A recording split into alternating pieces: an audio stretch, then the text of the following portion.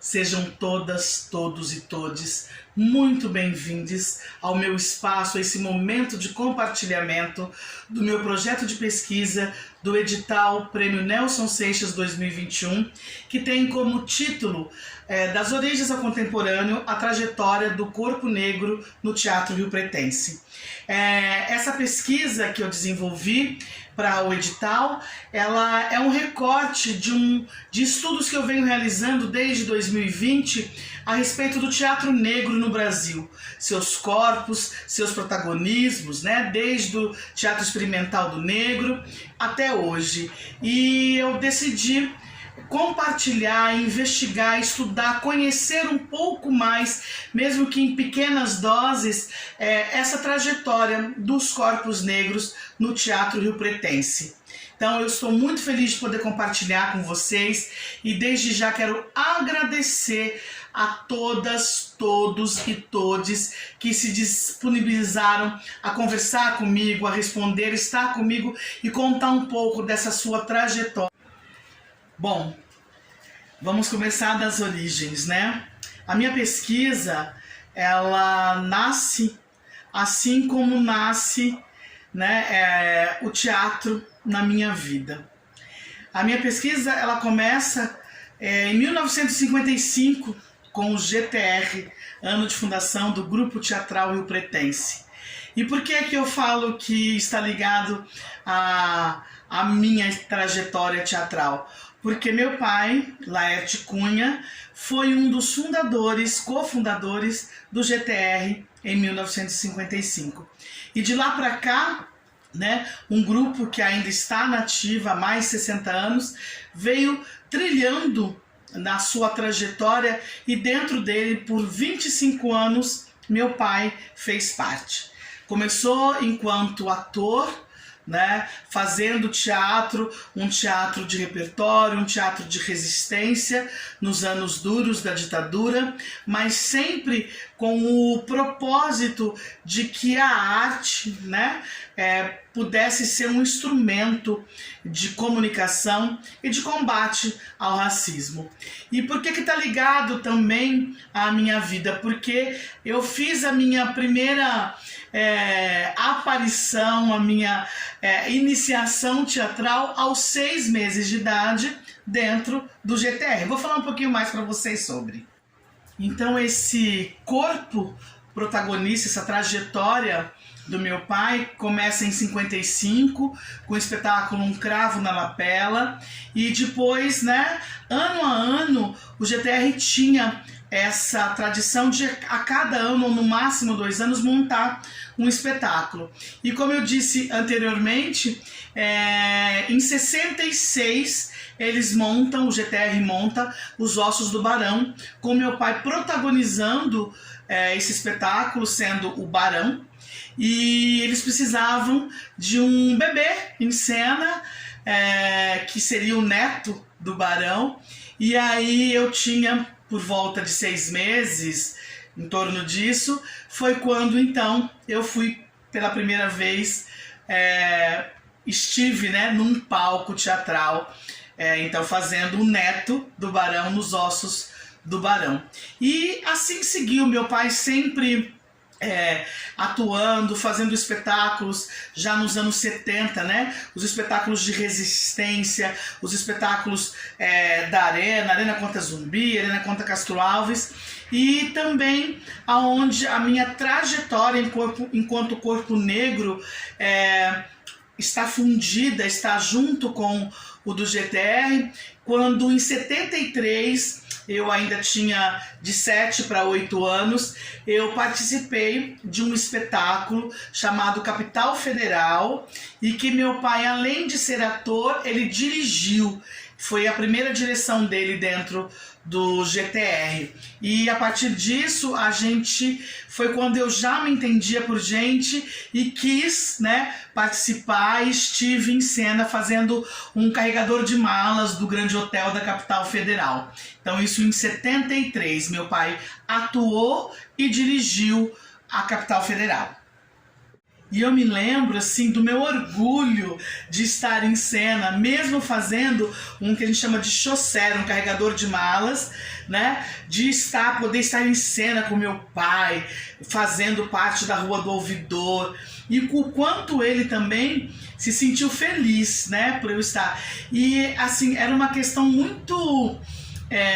hoje eu entendo, né? Quando eu via meu pai dizendo pra minha mãe assim: Zilda, eu tô indo até São Paulo pegar a liberação da censura para montar tal espetáculo.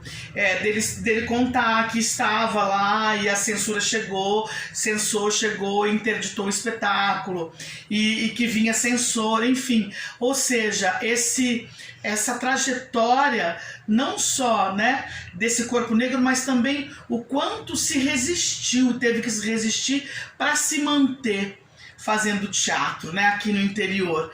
E depois da Capital Federal, foi a minha última participação.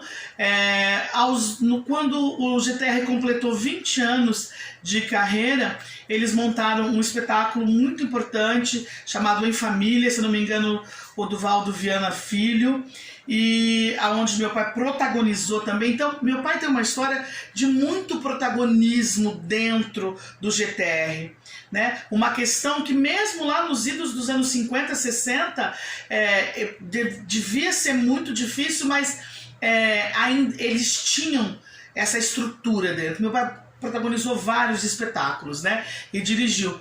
E então, em 75, completando 20 anos, eles montam o Em Família, que eu quase fiz uma participação como uma das netas do meu pai, mas era momento de estudo, eu tinha aí já meus 20 anos, né? Então, 20 anos não, 75 eu tinha 10 anos. Estudo, então já não podia ir para a cena. E assim foi. Meu pai deu um tempo entre 72, assim, de 70 a 73, 74, ele parou de fazer teatro, mas aí nos 25 anos, né, completando o jubileu de prata do GTR, ele volta para a cena, ele é convidado a voltar para a cena para novamente protagonizar e remontar o Em Família. E foi nessa vez, eu me confundi lá, que eu quase fiz a neta dele, que aí eu já tinha mais idade, já tinha 15 anos, né, já podia fazer a adolescente neta dele, mas não fiz por conta de estudo, etc. Então ele volta e protagoniza o Souza nesse jubileu de prata, e aí foi quando ele fez, de fato, a sua última participação enquanto ator nessa cidade com o GTR, e foi nesse momento também que o GTR começa a sua grande transformação, né? 25 anos, aí já tem gente nova cuidando, tomando conta. O professor Nelson Castro era vivo ainda, porém meu pai já dizia que já tinha contribuído o suficiente para o teatro dessa cidade, o que pra gente foi uma perda muito grande. Hoje a gente sente, muita gente fala, né? Porque meu pai, além de ser ator, ele sempre foi sempre cantou em coral durante muito tempo, coral do Paulo de Tarso durante muito tempo, coral da Telesp, coral da Secretaria da Fazenda, enfim. Então, e o GTR tinha esse hábito, né, dos anos 70, de montar muito musical, né? E então isso, assim, meu pai era o que a gente podia dizer de um ator completo, que a gente chama hoje, porque o meu pai, ele, além de ser ator, ele cantava muito bem, ele dançava muito bem, ele só não tocava nenhum instrumento, mas ele cantava e dançava como ninguém.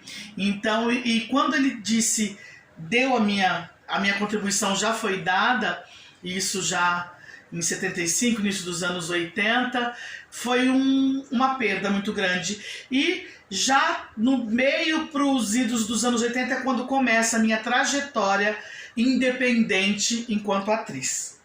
Essa trajetória que eu considero como meu início rumo ao profissionalismo, ela começa em 87, quando eu chegada, que eu tinha ido fazer faculdade fora, tinha feito 2 anos fora e voltei. Eu sou convidada para dirigir, para ensaiar o Morte e Vida Severina, que eu já tinha feito lá quando eu estudava no ensino médio no Misiara, para ensaiar um grupo que ia montar também o Morte e Vida Severina.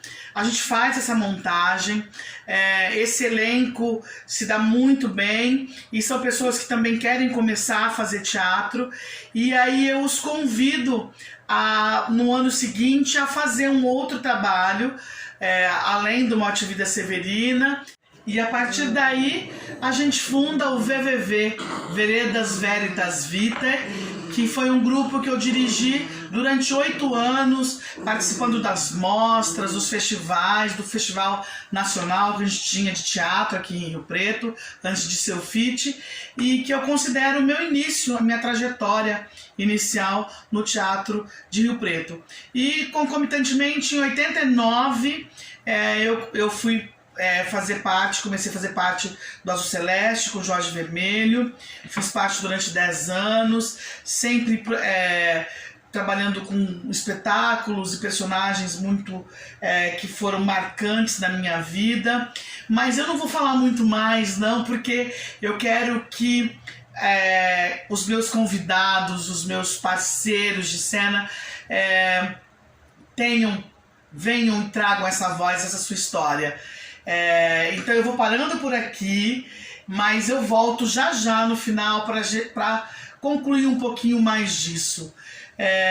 Porque eu só falei, né, que eu trabalhei durante 10 anos com a Azul Celeste, sob a direção do Jorge Vermelho, mas também trabalhei com diretores que sempre me agraciaram com personagens fantásticas, como Eduardo Catanose, como Ricardo Mattioli, trabalhei com Laurence Garcia, e hoje trabalhando com a Companhia Cênica, sob a direção do Fagner, e no último trabalho a direção do Fabiano Amiguti também.